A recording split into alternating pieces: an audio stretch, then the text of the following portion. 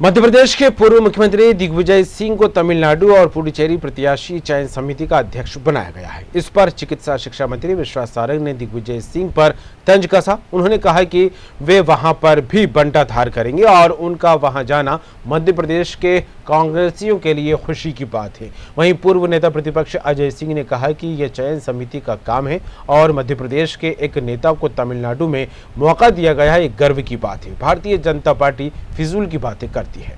ये वैसे कांग्रेस का इंटरनल मामला है, पर जहाँ जहाँ पैर पड़े संतन के ताता बंटा ढार, तो बंटा ढार करने वाले लोग जहाँ जाएंगे वहाँ बंटा ढार ही होगा। भेजा जा रहा है वहाँ जिन्होंने अपने प्रदेश का बंटा ढार किया है, पर मध्य प्रदेश का आज कांग्रेस का कार्यकर्ता बहुत खुश है।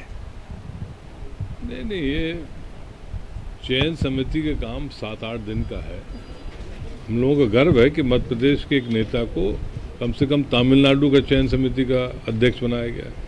भारतीय जनता पार्टी फजूल में उल्टे सीधे बयानबाजी करती है।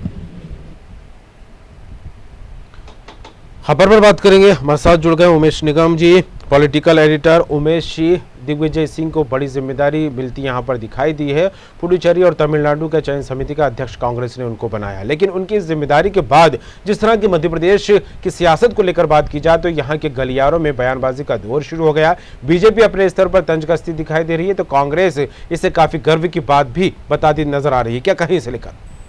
जी हाँ कमल, ये सही कह रहे हैं आप कि दिग्विजय सिंह को जो जिम्मेदारी राष्ट्रीय नेतृत्व के द्वारा तमिलनाडु और पौंडीचेरी की स्क्रीनिंग कमेटी में शामिल किया गया, ये वाकई अपने आप में बड़ी बात है। और जो G20 के कांग्रेस के जो नेता हैं कपिल सिब्बल, गुलाम नबी आजाद और दी बाकी के जो हैं, इन सभी के द्वारा जो एक समय में कांग्रेस नेतृत्व के खिलाफ खासा स्वर उठाए गए थे, तो उन सब को देखते हुए जो दिग्विजय सिंह को इस बार इसमें शामिल किया गया है, इसको देख के लगता है कि आने वाले दिनों में इनका महत्व और ज्यादा बढ़ेगा, क्योंकि इन सब के सामने अब जो कांग्रेस का राष्ट्रीय नेतृत्व है वो दिग्विजय सिंह को काउंटर के लिए ऊपर बढ़ा रहा है। और दिग्विजय सिंह ने भी ऐसे समय में जो है कांग्रेस के नेतृत्व गांधी परिवार के साथ उनका साथ दिया था बयानबाजियों में, और जब भी कभी आरोप लगे थे, तो उसी का नतीजा है कि उनको ये जिम्मेदारी मिल रही है जो तमिलनाडु और पौंडीचेरी के स्क्रीनिंग कमेटी में शामिल किया गया है उनको। और मध्य प्रदेश के कांग्रेस ने की राजनीति में तो इसमें दो मत नहीं है कि दिग्विजय सिंह के इस महत्व के कारण जो है कांग्रेस के जो उनके समर्थक हैं उनमें खासी उत्साह है।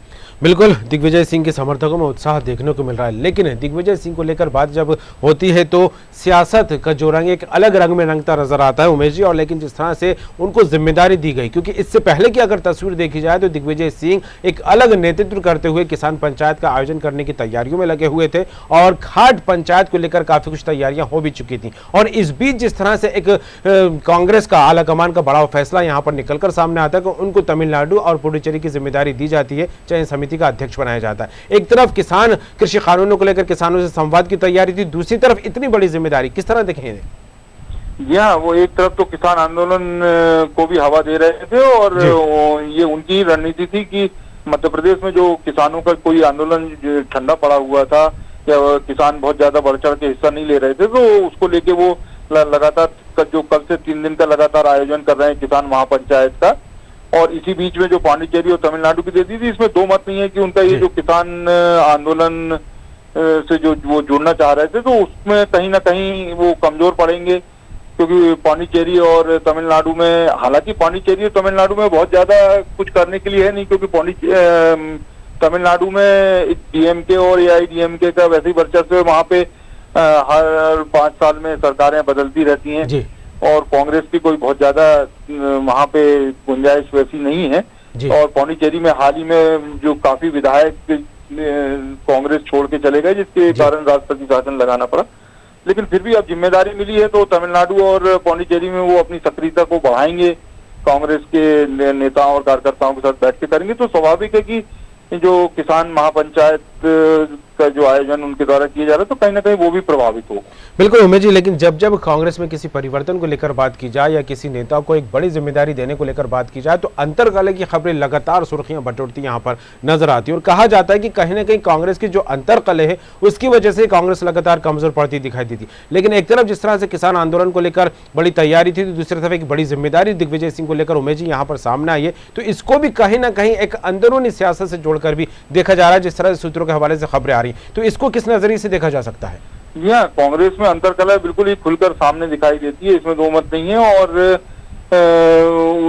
ये हो सकता है कि अंतर्कलह का नतीजा हो कि पौंडीचेरी और यहाँ जो भेजा है तो ये जिससे कि वो यहाँ मध्य प्रदेश से भी दूर रहे और किसान आंदोलन है उसको वो भी उनका जो उसको वो हवा दे रहे थे तो वो भी उतनी सक्रियता न दिखा पाए उसमें।